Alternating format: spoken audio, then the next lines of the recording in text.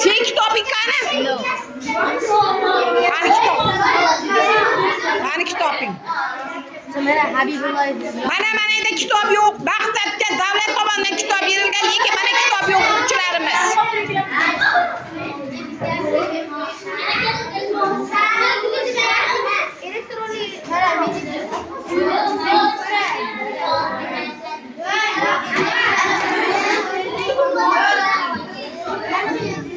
Qani kitob?